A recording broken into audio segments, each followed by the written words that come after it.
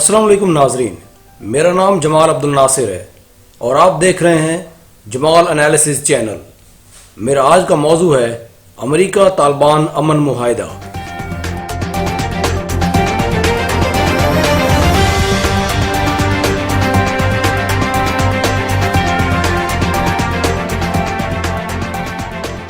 ناظرین، اگر ہم صورتحال کا جائزہ لیں تو 29 فروری سن 2020 کو امریکہ اور طالبان کے درمیان ہونے والا معاہدہ ایک بہترین کام نظر آتا ہے، لیکن صدر ٹرمپ کا یہ اقدام نومبر سن 2020 میں ہونے والے امریکی صدارتی الیکشن میں جیت کی راہیں ہموار کرنے کے لیے اٹھایا گیا ہے۔ ایسا نہیں کہ 18 سال سے زیادہ عرصہ افغانستان میں جنگ لڑنے کے بعد اگر اب یہ معاہدہ کیا جا رہا ہے تو آج امریکی حکومت کے دل میں ان طالبان کے لیے ہمدردی جاگ گئی ہے جو 10 سال سے زیادہ عرصہ سے افغان جیلوں میں قید ہیں، بلکہ طالبان کی رہائی سے امریکی فوج اپنے ملک واپس جانے میں کامیاب ہو سکے گی۔ پوری دنیا جانتی ہے کہ افغانستان میں طالبان کے بغیر حکومت کرنا ناممکن ہے۔ افغانستان میں ایک کامیاب حکومت قائم کرنے کے لیے یہ لازم ہے کہ طالبان کو حکومت کا حصہ بنایا جائے، کیونکہ سن 2018 کی BBC کی ایک رپورٹ کے مطابق 70% افغانستان پہ طالبان کا قبضہ ہے، تو صرف 30% علاقہ پہ حکومت بنانا کسی صورت کامیاب حکومت نہیں ہو سکتی۔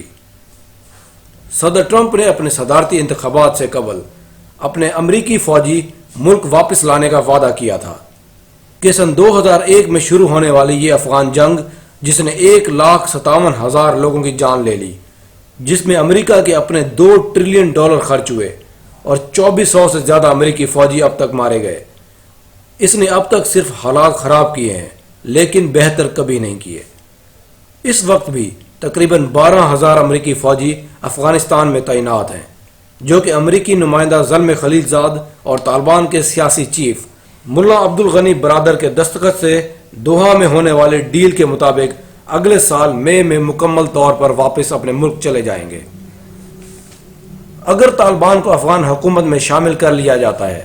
اور امریکی فوج افغانستان سے چلی جاتی ہے تو طالبان کا جنگ کا کوئی جواز نہیں بنتا جس سے خطے میں امن کی توقع کی جا سکتی ہے، کیونکہ طالبان کا عسکری کارروائیاں کرنے کا بنیادی مقصد غیر ملکی فوج کو وہاں سے نکالنا تھا، جیسا کہ چند دن پہلے افغان حکومت کی جانب سے رہا کیے گئے افغان طالبان قیدیوں میں سے ایک 27 سالہ عبدالوسی نامی شخص نے رہائی کے وقت AFP نیوز کو بیان دیا کہ مجھے غیر ملکی سپاہیوں کے خلاف جہاد کا کہا گیا، اس وقت تک کہ تمام غیر ملکی فوج ہمارے ملک سے نکل نہ جائے۔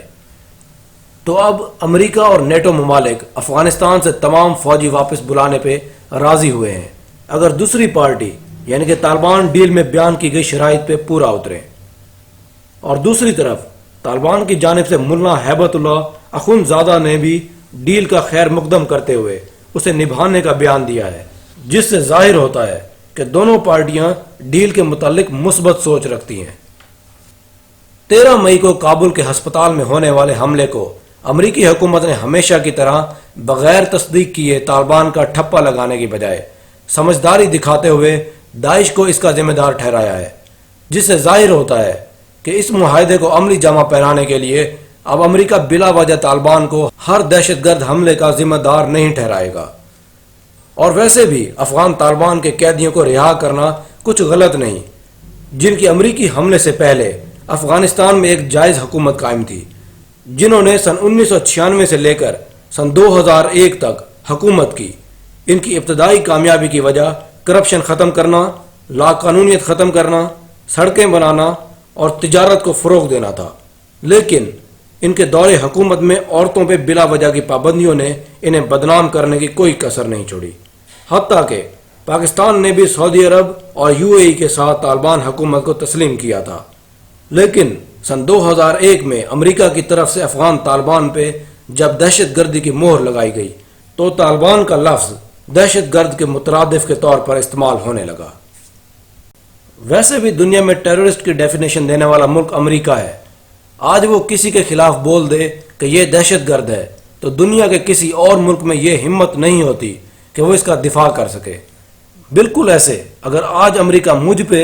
ٹیررسٹ کی مہر لگا دے تو میں لاکھ صفائیاں دے دوں کہ کہ میں نے کبھی دہشت گردی کا سوچا تک نہیں، میں تو ایک امن پسند آدمی ہوں، میری ایک نہیں سنی جائے گی اور مجھے ایک دہشت گرد کی ہی سزا دی جائے گی۔ بالکل وہی معاملہ افغان طالبان کے ساتھ ہوا ہے، جن کے ملک پہ پہلے فوج کے ذریعے حملہ کیا گیا، پھر جب انہوں نے اپنے دفاع کے لیے ہتھیار اٹھائے تو ان پہ امریکی فوجیوں کو مارنے کا جرم عائد کر دیا گیا۔ امریکہ نے طالبان کو دنیا کی نظر میں مزید گندا کرنے کے لیے تحریک طالبان پاکستان اور بہت سے گروپ بنائے جن کا دور دور تک افغان طالبان سے واسطہ نہیں تھا، اور انہوں نے پاکستان سمیت دوسرے ہمسایہ ممالک میں طالبان کے نام سے کارروائیاں جاری رکھیں، جو دراصل امریکہ اور انڈیا کی پراکسی بن کر کام کر رہے ہیں۔ طالبان کے ساتھ معاہدے میں یہ بات واضح طور پر طے پائی ہے کہ طالبان اپنے قبضے کے علاقے میں کسی دہشت گرد تنظیم جیسا کہ داعش یا القاعدہ وغیرہ کو کارروائی کی اجازت نہیں دے گا، اور ویسے بھی اپنے کنٹرول کے علاقے میں امن و سکون اور ترقی کی خاطر طالبان کبھی نہیں چاہیں گے کہ وہاں کوئی دہشت گردی کی کارروائی ہو۔ دوحہ معاہدے میں معاملات کو نمٹانے کے لیے افغان لیڈرشپ اور طالبان کے درمیان بات چیت کا ذکر کیا گیا، لیکن اس سے پہلے قیدیوں کی رہائی کی شک بھی لکھ دی گئی، لیکن قیدیوں کی رہائی میں تاخیر کی بدولت افغان لیڈرشپ ٹاکس بھی تاخیر کا شکار ہوئے ہیں۔ افغان ٹاکس میں تاخیر کی ایک بڑی وجہ اشرف غنی اور عبداللہ میں لیڈرشپ تنازع بھی ہے۔ عبداللہ نے 3 بار صدارتی انتخابات لڑے ہیں اور تینوں بار اسے ناکامی کا سامنا کرنا پڑا۔ ستمبر سن 2019 میں ہونے والے صدارتی انتخابات میں بھی اشرف غنی کو کامیابی ملی، لیکن عبداللہ نے الیکشن میں دھاندلی کا الزام لگا کے الیکشن کا رزلٹ ماننے سے انکار کر دیا اور 9 مارچ کو خود کو صدر منتخب کرنے کے لیے الگ سے ایک حلف برداری تقریب کروا لی۔ بالآخر 17 مئی کو عبداللہ اور اشرف غنی کے درمیان پاور شیئرنگ ایگریمنٹ طے پایا گیا،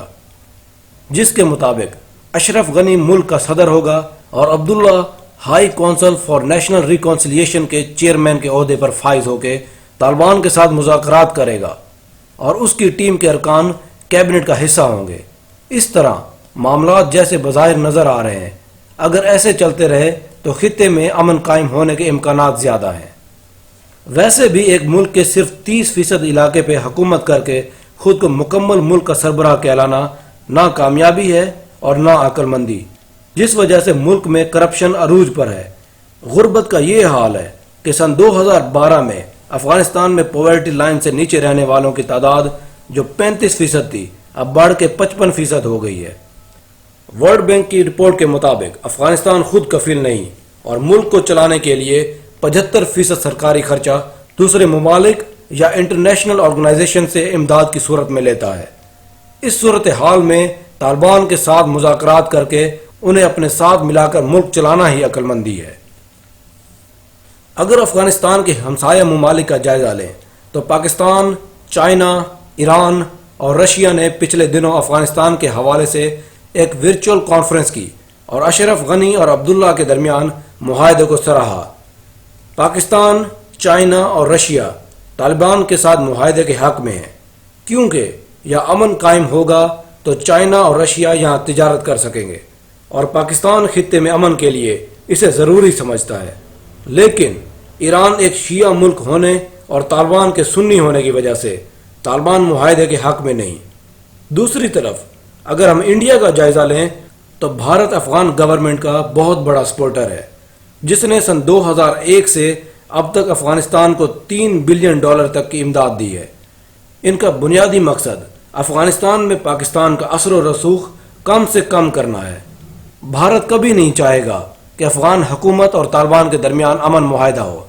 حتیٰ کہ امریکہ بھی بھارت پہ دباؤ ڈال رہا ہے کہ طالبان کے ساتھ مذاکرات میں شامل ہو، لیکن انڈیا نے مذاکرات کو کھٹائی میں ڈالنے اور طالبان کو مزید بدنام کرنے کے لیے اس رمضان میں ایک جھوٹی خبر پوری دنیا میں چلا دی کہ اس عید الفطر کے بعد طالبان بھارت پہ حملہ کریں گے،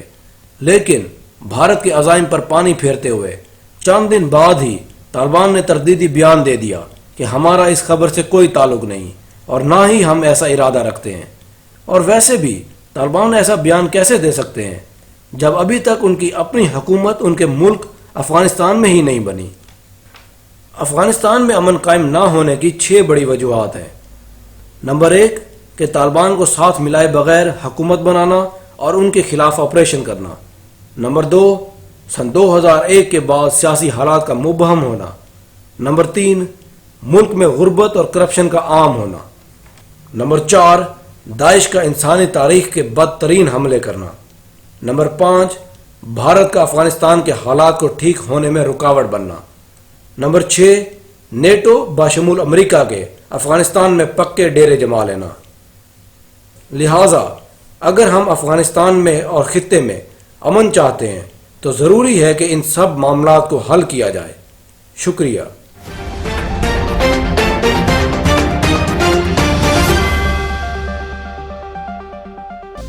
ویڈیو دیکھنے کا شکریہ۔ اگر ویڈیو پسند آئی ہے تو اسے لائک کریں، شیئر کریں اور چینل کو سبسکرائب کریں۔